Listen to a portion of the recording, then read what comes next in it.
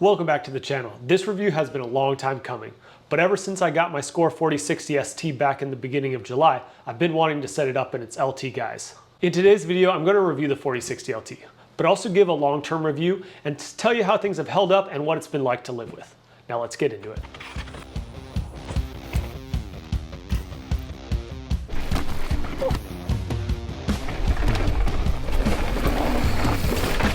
This bike has been to Squamish and Whistler, but mostly just around the house.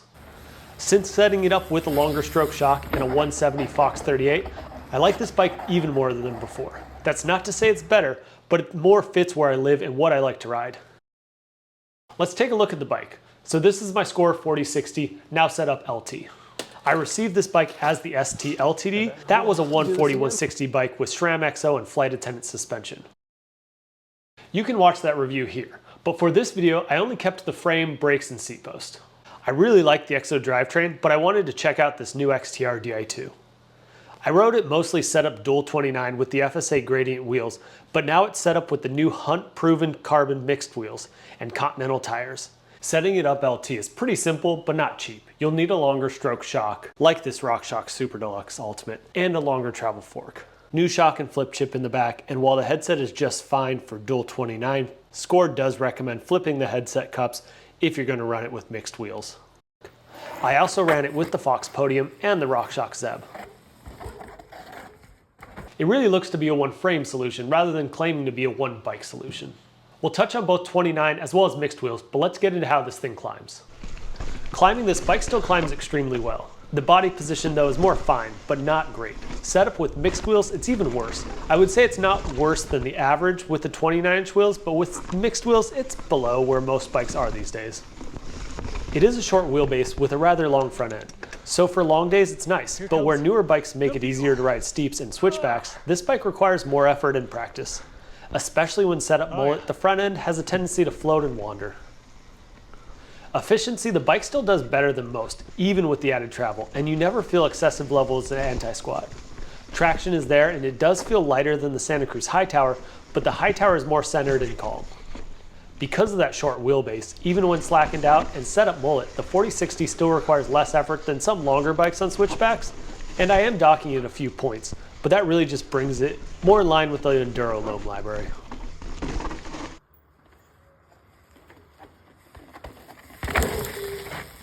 Let's get into the fun stuff. Descending is where I hoped the LT would shine, and it did, mostly.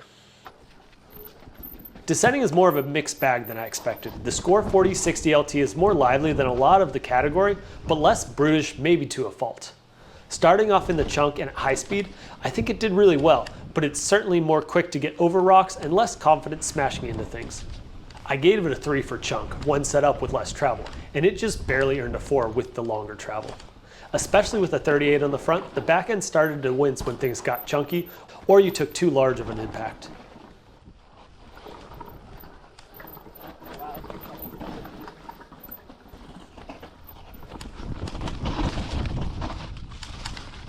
Deeps are an area that really benefited from the LT treatment. And when set up mullet, excelled. This though was a place that jumping from the new Pivot Shuttle AM to this bike, I immediately noticed that front end being low. I would also quickly get used to it, but switching bikes as often as I do, it didn't feel quite as at home as some bikes like the Evil offering. It's funny, but for very different reasons, it reminded me of the new Hightower. Both bikes just had a different feel that was easily adapted to, but caught me off guard. With the Hightower, I feel a little high off the ground, but with the 4060, I feel a little high on the bike. Jumping, I was actually surprised. Scor's suspension platform does well, but when set up in the longer travel with mixed wheels, the geometry actually felt more at home. I will definitely give it to the Evil offering here, but I was surprised how much I liked the 4060 across the spectrum of jumps. Tight jumps and steep lips, or big lofty guys, the 4060 LT is happy in the air.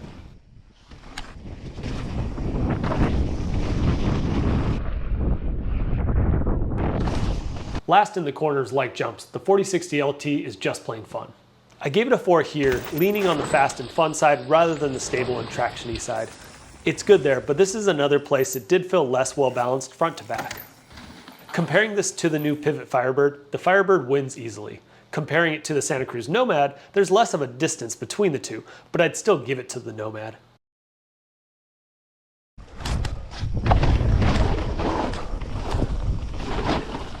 Overall, the Scor 4060 LT platform is solid both climbing and descending. I'm never convinced many riders will take the effort or spend the money to fully utilize convertible bikes like this and that new Trek fuel, but it's a very cool and welcome idea.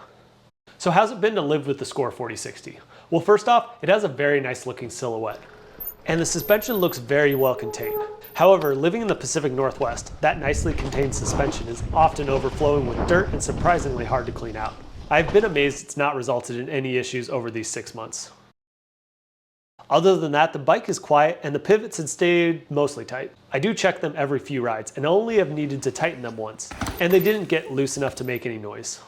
Besides swapping the shocks, it's a pretty straightforward change. The shock tunnel though is tight and I've been concerned I'll scratch something, but being careful, it hasn't happened yet.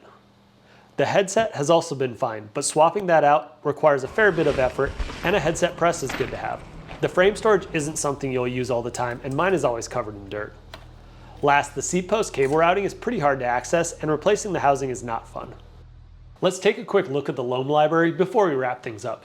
Here's how it compares with other 160 to 170 Enduro bikes. I gave it a 4 rather than 5 for value, only because these are sale prices. But currently, it's the best value out there. And here's how the 4060 ST compares to the LT. You're not losing much for the added capability, but you're also not gaining a ton except for confidence.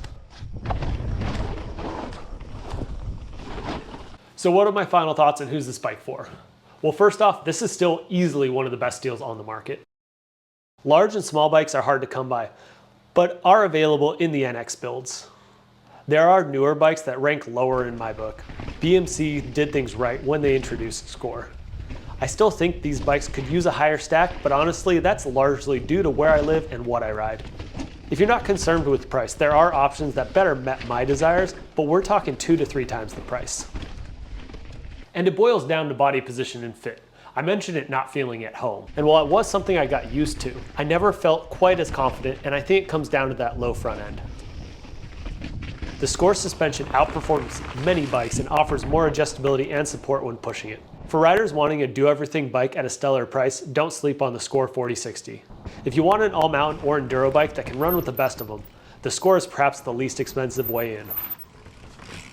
Thanks for watching and don't forget to subscribe. New videos drop every Friday with bonus videos most Tuesdays. If you're looking for one of these Scor 4060s, then check out Jensen USA. There's a link at the top of the description below. If you need anything else for yourself or your ride, check out Hover Air, the Defiers, Psych Plus, and more. There are more affiliate links in the description and on my channel's page. Now get out there, go fast, and take chances. See you next week.